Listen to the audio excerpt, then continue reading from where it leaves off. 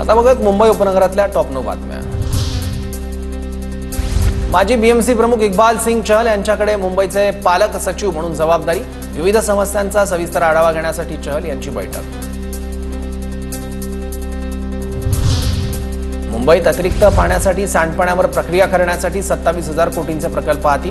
2028 पर्यंत पूर्ण क्षमतेने प्रकल्प मुंबईच्या सेवेत दाखल होणार। पालिका आयुक्त भूषण गगराणी यांची माहिती। बेस्टला नव्या आर्थिक वर्षात पालिकेकडून 1,000 कोटींचा निधी मिळणार। मात्र निधीचा विनियोग कोणत्या कामांसाठी करावा याबाबत पालिकेच्या अटी। मराठी बोलण्यास मनाई करणाऱ्या शाळांवर होणार कारवाई। ठाणे जिल्हा शिक्षण विभागाचं परिपत्रक केलं जाहीर। विद्यार्थ्यांना इंग्रजीत बोलण्यास सक्ती केल्यास संबंधित शाळांवर कारवाई करण्यात येईल। ठाण्यात पाणी बचतीसाठी पालिकेचं आवाहन। पाणी वाया जात असल्याची तक्रार आल्यास थेट नळ कनेक्शन कापण्याचा इशारा। संभाव्य पाणी टंचाईमुळे पालिकेची खबरदारी। मुंबई सेंट्रल रेल्वे स्थानकाचं नाव बदलण्याच्या मागणीसाठी आंदोलन। संघर्ष समितीचं मुंबई सेंट्रल रेल्वे स्थानकाबाहेर आंदोलन। वसईत आई आणि मुलाची हत्या करणाऱ्या आरोपीला कोर्टानं जन्मठेपेची शिक्षा सुनावली। एका व्यक्तीने तुलीस पोलीस ठाण्याच्या हद्दीत निर्घृणपणे हत्या केली होती।